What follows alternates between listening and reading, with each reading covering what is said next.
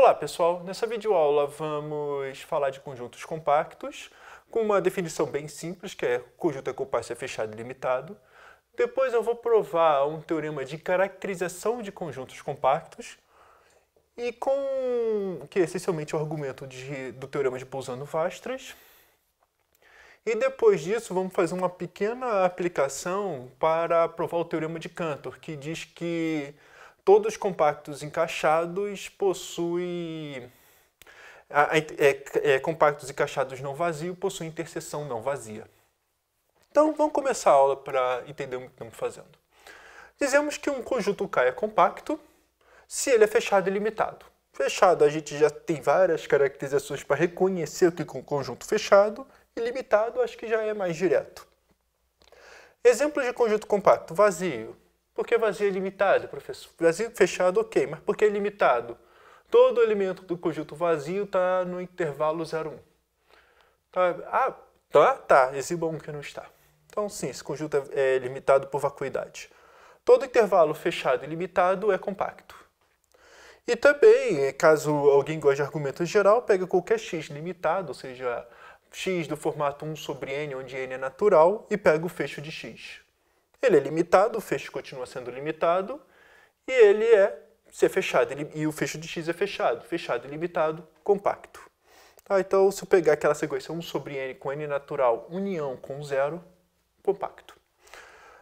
Mas enfim, é fácil, o bom dessa ideia aqui é que é fácil reconhecer conjuntos compactos. O que vale a pena, vamos dizer, é esse teorema aqui de caracterização, porque conjunto fechado e limitado ele é ótimo para reconhecer, mas teoricamente vamos provar alguma coisa sobre conjuntos compactos, muito importante, mais profunda, é mais difícil com fechado e limitado. O que é interessante é esse argumento via sequências aqui. Então, um conjunto é compacto se somente se toda a sequência n com elementos de K possui uma subsequência convergente em K. Então, vamos explicar isso aqui rapidamente, que é o seguinte. Eu pego uma sequência n. Se a sequência n, ela pode convergir ou não. Tá? Eu posso ficar oscilando entre dois termos de K e ter uma subsequência convergida para um e outra subsequência convergida para outro. Não tem problema, a sequência não é necessariamente convergente. O que ele está me dizendo é que essa sequência existe uma subsequência convergente. Tá? Convergente. Vamos dizer que essa sequência convergente, então isso aqui eu estou usando a existência de subsequência convergente, é o que a gente fala de conjuntos limitados, ou seja, tem uma sutileza para fechados. Fechado eu já tinha que provar que eu já tinha que supor que minha sequência já convergia para o tal valor. Limitado, aqui não, que a sequência pode convergir ou não, eu construo uma subsequência. Então, com a nk, agora vamos dizer que converge para algum valor x, então a sequência convergente daqui dentro, e a convergente, ele converge em k. Agora eu estou usando o que é fechado. Então, vamos dizer, a ida é mais tranquila. Em que sentido? Olha, pega uma sequência, como o conjunto é limitado, como K é compacto, ele é limitado. Limitado pelo teorema de Bolzano-Weierstrass, existe uma subsequência convergente. Vamos dizer que essa subsequência converge para um valor x que a princípio é real. Só que como o conjunto K é compacto e a subsequência é uma sequência, então esse x é um valor aderente do meu conjunto K. E como o K é fechado, x pertence a K. Então, por exemplo, a ida já é Bolzano-Weierstrass.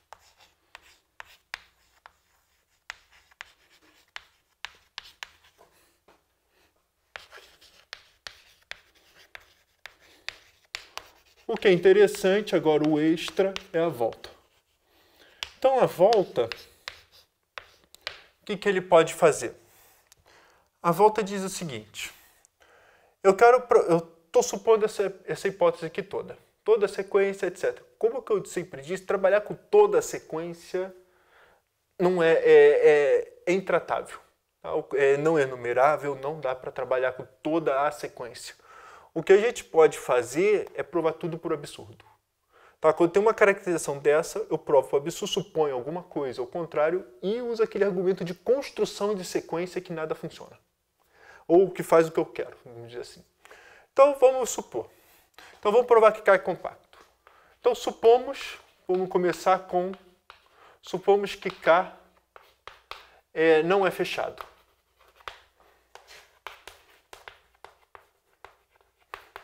Então, eu pego um elemento que está em K, no fecho de K, e tiro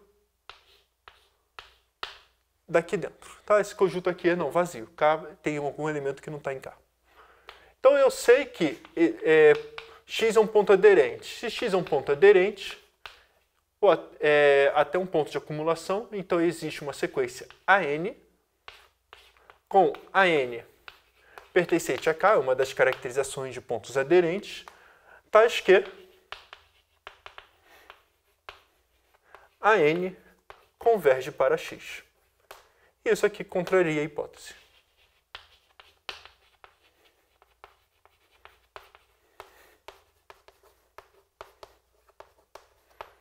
Logo, K é fechado. Para provar que é limitado, é a mesma ideia. Suponha que K não é limitado.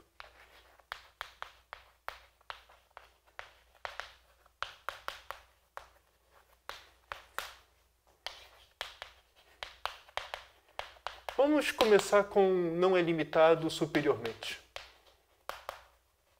Tá, então quer dizer que ele vai lá para infinito, tá, positivamente. Então eu sei que para todo n pertencente aos naturais, eu sei que existe um AN pertencente a K, tal que AN é maior que N. Isso aqui só por supor que não é limitado superiormente. Então agora, essencialmente, o que você vai fazer é argumentar mais ou menos aquela ideia de subsequência, que, por exemplo, se uma sequência converge para um valor, então toda subsequência converge para o mesmo valor. A mesma ideia com a adaptação do argumento diz o seguinte: se uma sequência vai lá para infinito, então toda subsequência vai lá para o infinito. E se toda subsequência vai lá para o infinito, então o que eu estou querendo dizer é que a sequência que eu construí aqui não possui subsequência convergente. É isso que eu quero usar. Então, existe a n tal que a n é maior que k. Seja a nk subsequência qualquer. O que eu tenho que provar é que essa subsequência não converge.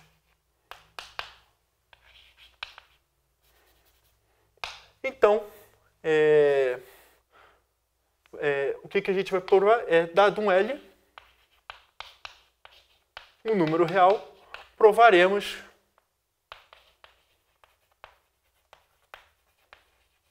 que a nk não converge para L. É isso que a gente quer fazer. Então, como que a gente prova isso? Então, eu sei que existe um n pertencente aos naturais, tal que n é maior que L. Por outro lado, eu sei que existe K0 pertencente aos naturais, tal que ANK tal que NK é maior que N para todo K maior que K0. Tá? Ou seja, lembra que eu estou usando esse N aqui. Então, eu estou supondo que meu NK é maior que N. Logo, a NK é maior que N, que é maior que... Ou é maior que NK, que é maior que N. Então, o que eu estou dizendo para vocês? Logo, a NK não converge para L. E acabou. Caso alguém goste de argumentar, tome epsilon igual a N menos L. Tá? Então, com certeza, NK menos L é maior que epsilon. Enfim, então contradição com a hipótese, ou seja, essa sequência aqui não possui nenhuma subsequência convergente, então K só pode ser limitado superiormente. Pelo mesmo argumento, K é limitado inferiormente. Enfim, como que eu queria dizer é que a segunda caracterização é importante para provar teoremas. Tá? Isso que é importante. Não é para reconhecer compactos, é para provar teoremas. Por exemplo, conjunto de Cantor. Eu pego K1 compactos encaixados, não vazios. Então a interseção dele é diferente de vazio. Só para vocês entenderem a precisão cirúrgica da hipótese, que é o seguinte, se eu considerar, se eu tirar uma das hipóteses, se o K não for fechado, vamos supor que o K seja aberto, então se eu pegar esse intervalo aqui, aberto, o que nós temos é que a interseção de Kn é igual a vazio, apesar de todos os elementos serem não vazios e serem encaixados, satisfaz essas duas. E a outra questão é que se eu pegar Kn igual a n mais infinito, aberto, o que eu tenho também é que a interseção de Kn também é igual a vazio. E satisfaz as duas hipóteses. Tá? É como se fosse empurrando para o infinito. Tá? Então a hipótese é muito cirúrgica de compactos. Tá? Se não for nem fechado ou não limitado, não tem necessidade de valer a interseção ser não vazia. E então, onde está o grande tchan? É o termo de pulsão do Vastres, é o segundo argumento. Então, como que a gente faz? Para cada... Olha a demonstração como fica bem mais tranquila. E lembra que é bastante intervalo. É um caso particular desse resultado aqui, é os intervalos encaixantes. Se eu pegar um monte de compactos, um monte de intervalos um dentro do outro, fechados e limitados, a interseção é não vazia. Então, vamos lá. Então, tome a n pertencente a Kn para todo n natural. Ou seja, como cada compacto é não vazio, eu pego o A1, eu pego o A2 aqui, o A3 aqui, até o AN. Por hipótese, a n é uma sequência,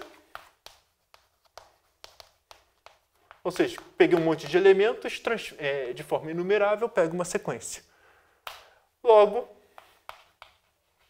possui uma subsequência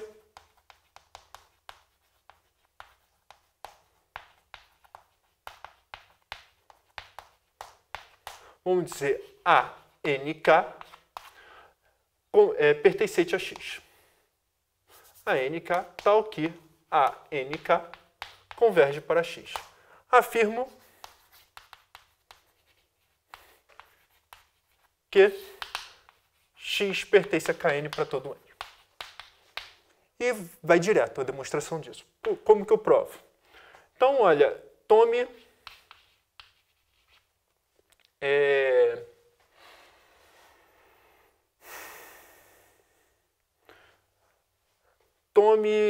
NK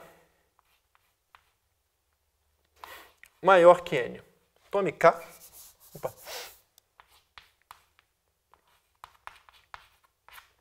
Tal que NK é maior que N. Agora, se eu pegar um NK maior que N, o que eu vou considerar agora é a sequência AN, vamos dizer, K0 pertencente aos notários, tal que NK0 é maior que 0. Em que vai de K0 até mais infinito. Tá, isso aqui é uma sequência.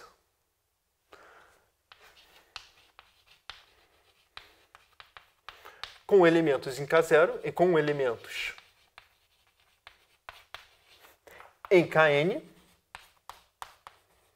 e a NK continua convergindo para X. Eu só retirei os termos iniciais da série.